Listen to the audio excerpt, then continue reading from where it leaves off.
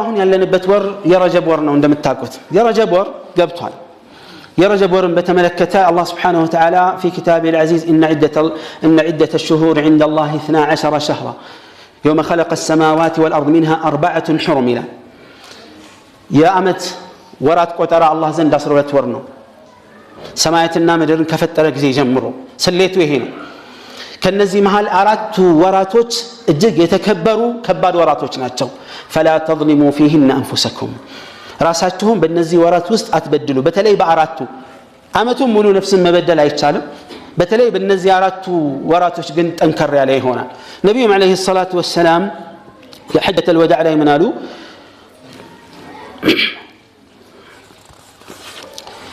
إن الزمان قد استدار كهيئته يوم خلق السماوات والأرض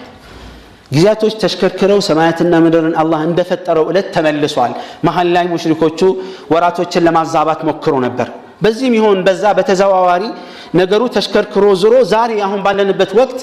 አላህ ከደነገገው እለት ጋር የገጠመ ሆኖ ተገኝቷል አሉ እና አመት 12 ወር ነው ከነዚህ አራት ወራቶች የተከበሩ ናቸው ሶስቶቹ ተከታታይ ዙልቃዕዳ ዙልሂጃና ሙሐረም ናቸው አሉ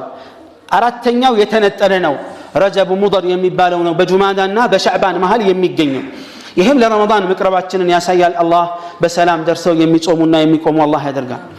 በእነዚህ ወራቶች ውስጥ በተለይ በዚህ ወር ከተጠቀሱት አራት ወራቶች መሃል አሁን ያለንበት ስለሆነ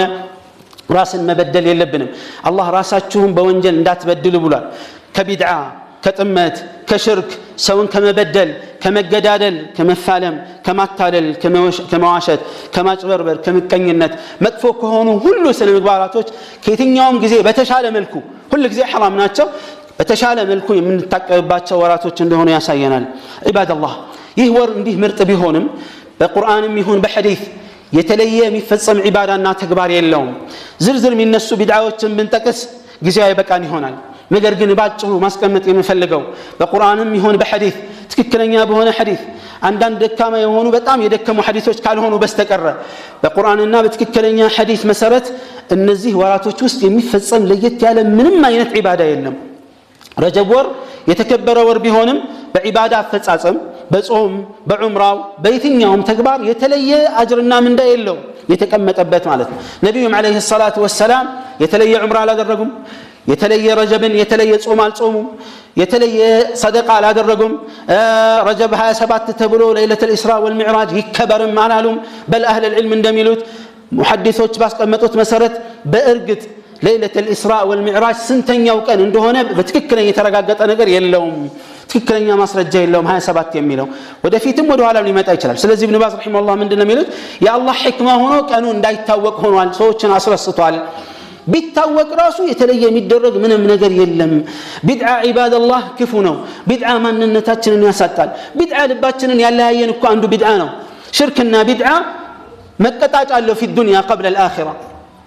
ልባችን መለያየት መቀያየም መከፋፈል መበታተን አይበቃንም የአላህን ትእዛዝ በመጣስ ወደ ኋላ መንሸራተት አይበቃንም ከሐራም ራሳችንን ብናቀብ ምንድነው የምናገኘው የሚደርስብን ጉዳት ክብርና መልካምነት እንጂ መከበርን ማይፈልጋለ የለም ሁላችንም ለመከበር ግን የአላህን عز وجل መመሪያ በትክክል ማክበርና መከተል ነው